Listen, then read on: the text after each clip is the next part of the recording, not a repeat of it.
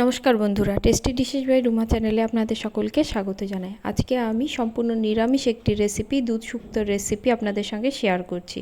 Special মশলা দিয়ে কিভাবে বানালে এই শুক্তোটা একদম অনুষ্ঠান বাড়ির মতো স্বাদের হবে, সেই টিপসটাও আপনাদের সঙ্গে শেয়ার করব। তাহলে চলুন শুরু করা যাক।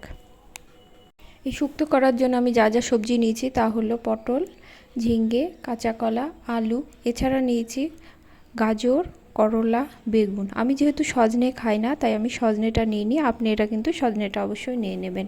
এবার একটা মশলা করে নেব। এর জন্য কড়া বসিয়ে দিলাম, তাতে দিয়ে দিলাম 1 চামচের মতো পাঁচফোড়ন। পাঁচফোড়নের রাঁধুনির পরিমাণটা আমি একটু বেশি নিয়েছি। এবার গ্যাসের ফ্লেমটা একদম লোতে করে দিয়ে মশলাটা সুন্দরভাবে ভেজে নেব। এছাড়াও 1 চামচ পোস্ত বাটা, 1 চামচ সর্ষে বাটা, 1 চামচ আদা বাটা এবং ভেজে রাখা মশলাটা আমি গুঁড়ো করে নিয়েছি। চায়ের কাপের 1 কাপ দুধ নিয়েছি, এতে দিয়ে দিলাম 1/2 চামচেরও একটু কম ময়দা, দিয়ে ভালো করে গুলে রেখে দেব। এবার কড়া বসিয়ে দিলাম, তাতে বেশ কিছুটা সর্ষের তেল দিয়ে দিলাম। তেল গরম হলে আমি কিছুটা বিউলির ডালের বড়ি দিব। এই পোস্ততে কিন্তু অবশ্যই বিউলির ডালের বড়িটা ব্যবহার করবেন। বড়িটা বেশ লাল করে ভেজে আমি তুলে নেব। এবার ওই তেলেই আমি এক এক করে সব সবজিগুলো ভেজে নেব। প্রথমে আমি আলুগুলো দিলাম, আলুটা অল্প নুন সহযোগে আমি ভেজে নিয়েছি। বাকি সবজিগুলো এবার এক এক করে দিয়ে লাল করে ভেজে নেব। গ্যাসের ফ্লেমটা মিডিয়াম থেকে লোতে করে দিয়ে ভাজলে সবজিগুলো কিন্তু খুব সুন্দরভাবে ভাজা হবে এবং অনেকটাই সেদ্ধ হয়ে যাবে।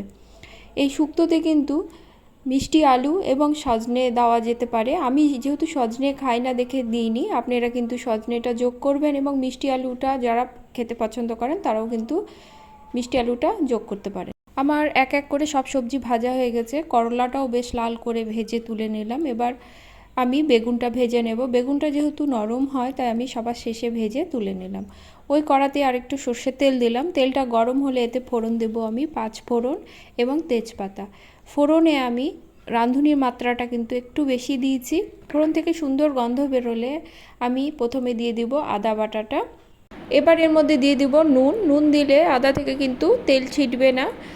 ভালো করে মিশিয়ে নিয়ে মিনিট 2 মতো আদাটা ভেজে নেব।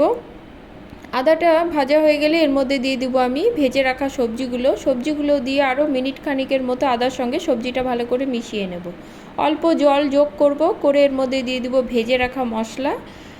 ভালো করে মিশিয়ে নিয়ে দিয়ে দিব পোস্ত বাটা এবং সর্ষে বাটা। মশলার বাটিটা ধুয়ে জলও দিয়ে দিব, দিয়ে মিনিট 3 মতো ভালো করে কষিয়ে নেব। মশলাটা আমার সুন্দরভাবে কষানো হয়ে গেছে, মশলা থেকে তেল ছাড়তে শুরু করেছে। এবার আমি এতে অল্প জল দিয়ে ভালো করে মিশিয়ে নিয়ে দেখে নেব সবজিগুলো সেদ্ধ হয়েছে নাকি। আমার সবজিটা একটু সেদ্ধ বাকি আছে।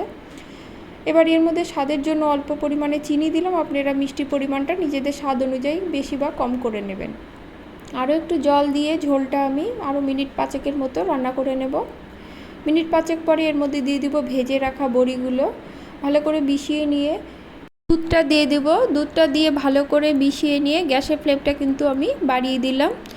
বাড়িয়ে দিয়ে বয়েল আসা পর্যন্ত অপেক্ষা করব। বয়েল চলে এলে এর মধ্যে ভেজে রাখা মশলাটা দিয়ে দেব। এই মশলাই কিন্তু শুক্তোর স্বাদ এবং গন্ধকে বাড়িয়ে তোলে। বাড়িতে যখন নিরামিষ এই শুক্তোটা করবেন তখন অবশ্যই এই ভাজা মশলাটা ব্যবহার করবেন। এবার আমি ঢাকা দিয়ে মিনিট 3 মতো রান্না করে নেব। ঢাকা খুলে দেখে নেব আমার সব সবজি কিন্তু সুন্দরভাবে সেদ্ধ হয়ে গেছে এবং বড়িটাও কিন্তু সেদ্ধ হয়ে গেছে। ভালো করে মিশিয়ে নিয়ে এর মধ্যে দিয়ে দিব 1 চামচের মতো ঘি। গ্যাসের ফ্লেমটা একদম লোতে করে দিয়ে মিনিট খানিক রেখে ভালো করে মিশিয়ে নেব। অনেকে অনেকভাবে শুক্তো বাড়িতে করে থাকেন। একবার এই রেসিপিটি দেখে বাড়িতে তৈরি করার অনুরোধ রইল এবং কেমন হয়েছে আমাকে অবশ্যই কমেন্টে জানাবেন। শুক্তোটা হয়ে গেছে, গ্যাসের ফ্লেমটা অফ করে দেবার পরিবেশনের পালা। ভিডিওটি ভালো লাগলে লাইক কমেন্ট করবেন এবং সাবস্ক্রাইব করে পাশে থাকবেন এই অনুরোধ রাখছি। দেখা হবে পরের কোনো রেসিপি নিয়ে। সকলে খুব ভালো থাকবেন। ধন্যবাদ।